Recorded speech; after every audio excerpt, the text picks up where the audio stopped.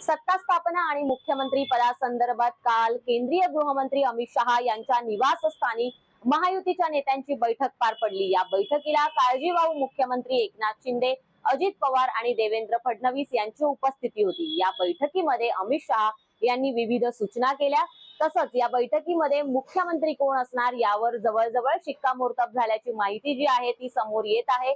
आणि त्याच संदर्भात आज महायुतीची मुंबईमध्ये बैठक होणार होती आणि त्यातच आता एक मोठी माहिती जी आहे ती समोर येताना पाहायला मिळते। महायुतीचे नेते म्हणजेच काळजीवाहू मुख्यमंत्री एकनाथ शिंदे असतील, अजित पवार, देवेंद्र फडणवीस यांची मुंबईमध्ये एक बैठक पार पडणार होती। काल जी काही अमित शहा यांच्यासोबत बैठक झाली, त्यांनी ज्या सूचना दिल्या, त्यांनी जे निर्णय दिले त्या संदर्भात चर्चा करण्यासाठी ही बैठक घेतली जाणार होती, परंतु ही बैठक आता रद्द करण्यात आल्याची माहिती समोर आलेली आहे। ही बैठक रद्द करण्यामागे असंही कारण सांगितलं जात आहे की जर आपण पाहिलं तर अजित पवारांची राष्ट्रवादी आहे, त्याचे गटनेते जे आहेत ते समोर आलेले आहेत, त्यांचा गटनेता ठरलेला आहे। तसेच शिंदेच्या शिवसेनेचा देखील गटनेता ठरलेला आहे, परंतु भाजपाचा गटनेता अद्याप ठरलेला नाहीये।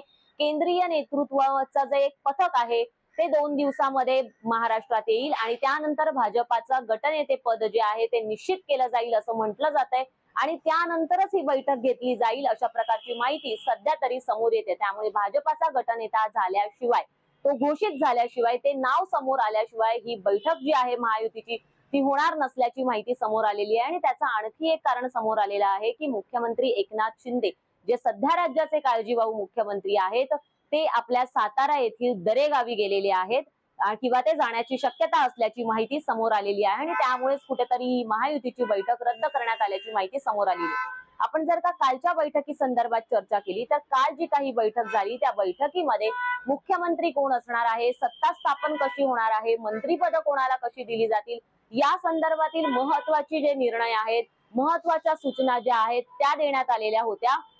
आणि त्यानंतर जे काही फोटो सेशन झालं त्या फोटो सेशन मध्ये एकनाथ शिंदे यांची देहबोली खूप काही सांगून जात असल्याचं आपण सर्वांनीच पाहिलेलं आहे। त्यांचे खांदे जे आहेत ते खाली झुकलेले होते, त्यांच्या चेहऱ्यावर अजिबात उत्सुकता मात्र कुठेही दिसून आलेली नाही, उत्साह नव्हता त्यांच्या चेहऱ्यावर आणि हेच सगळ्यांनी हेरलेला आपण सर्वांनी पाहिलेला आहे।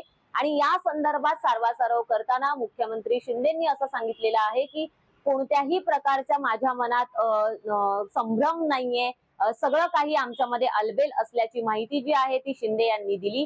परंतु तरी सुद्धा त्यांची जी काही देहबोली होती याची चर्चा दिल्लीतल्या राजकारणात सुद्धा झाल्याची पाहायला मिळालेली आहे।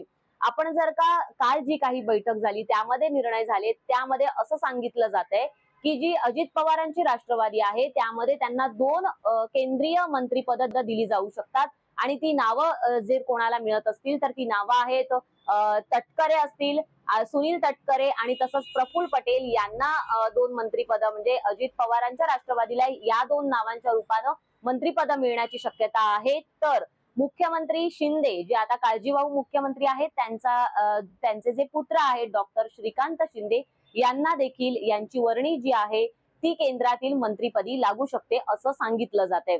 आता आपण जर का या सगळ्या संदर्भात चर्चा केली, मुख्यमंत्री म्हणून कोणाचा चेहरा भाजप समोर करणार आहे, जवळजवळ देवेंद्र फडणवीस यांच्या नावावर शिक्कामोर्तब झाले असं म्हटलं जातंय, परंतु जे उपमुख्यमंत्री पद घेण्यासाठी जे एकनाथ शिंदे आहेत त्यांना सांगितलं जात आहे, परंतु ते त्यांना मान्य नाहीये अशी ही माहिती समोर येते। परंतु काल जेव्हा बैठकीला जायचं होतं अमित शहा यांच्याकडे त्यापूर्वी एकनाथ शिंदे यांनी त्यांच्या काही जे नेते आहेत, आमदार आहेत त्यांच्यासोबत बैठक केली आणि त्यांच्या सल्ल्यानुसार त्यांना असं सांगण्यात आलेलं आहे की तुम्ही उपमुख्यमंत्री पद स्वीकारा आणि राज्याच्या जे सत्ता आहे त्यामध्ये सहभागी व्हा आणि या सत्तेमध्ये सहभागी होऊन आपण आपली कामं करू शकतो अशा प्रकारच्या सूचना त्यांच्याच नेत्यांनी एकनाथ शिंदे यांना दिल्याची माहिती समोर आलेली आहे। आणि त्यामुळे येत्या काळामध्ये एकनाथ शिंदे हे उपमुख्यमंत्री पद स्वीकारतात का आणि मुख्यमंत्रीपदी कोण विराजमान होतं हे पाहणं महत्वाचं ठरणार आहे।